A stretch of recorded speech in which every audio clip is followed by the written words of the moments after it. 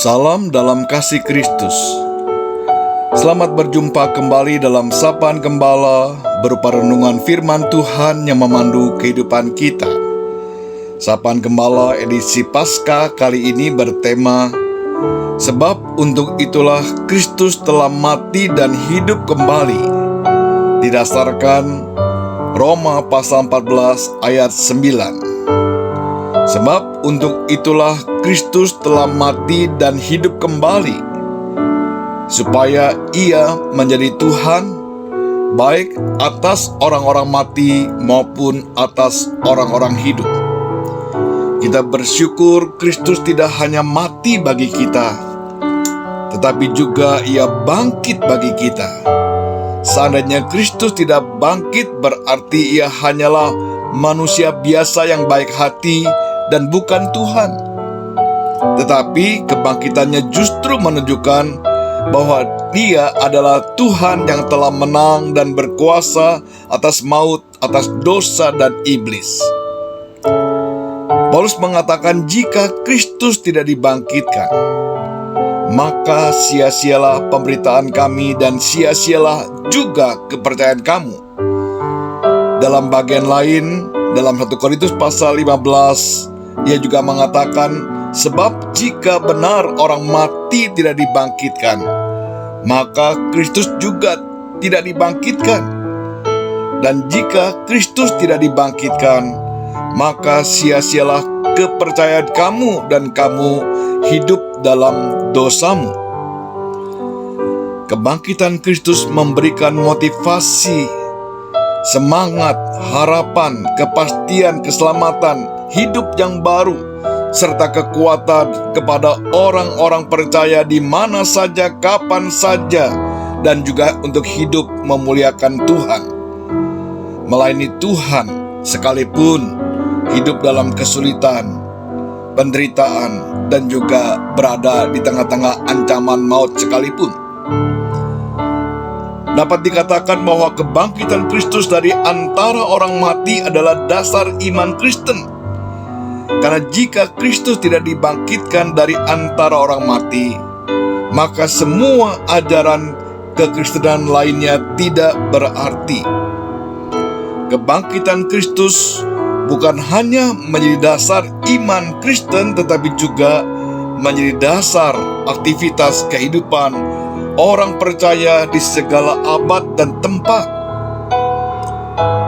Demikian pula kepada jemaat di Roma. Paulus mengingatkan bahwa kematian dan kebangkitan Kristus menjadi dasar bagaimana orang percaya seharusnya menjalani hidup bersama. Roma pasal 14 ayat 9 dikatakan, sebab itu Kristus telah mati dan bangkit kembali, supaya Ia menjadi Tuhan baik atas orang-orang mati maupun atas orang-orang hidup.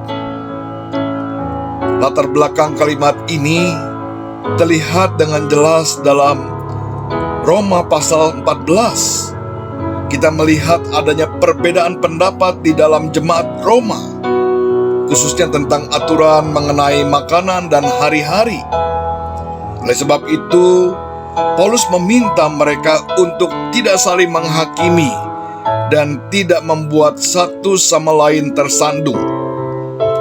Kemudian Paulus mengingatkan status orang percaya adalah sebagai milik Tuhan, dan juga mengingatkan tentang tujuan hidup orang percaya adalah hanya untuk Tuhan, seperti yang dikatakan dalam Roma pasal 14 ayat 7 dan 8. Sebab tidak ada seorang pun di antara kita yang hidup untuk diri sendiri, dan tidak ada seorang pun yang mati untuk dirinya sendiri.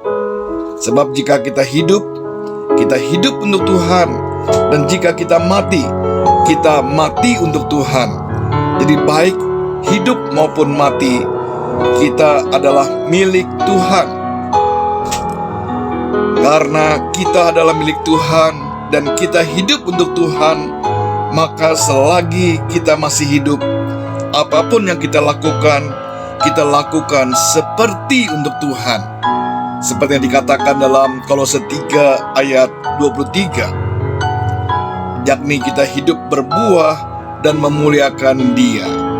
Juga seperti yang diungkapkan Paulus dalam jemaat di Filipi, sebab bagiku hidup adalah Kristus dan mati adalah keuntungan. Biarlah kita mengisi kehidupan kita sebagai kesempatan untuk melayani, untuk berbuah, untuk memuliakan Dia dan menjadi berkat bagi sesama. Kelak tatkala kita dipanggil pulang, kita juga meyakini kita akan berjumpa dengan Tuhan, Sang Pemilik kita yang sesungguhnya. Kiranya Tuhan menolong kita. Mari kita berdoa.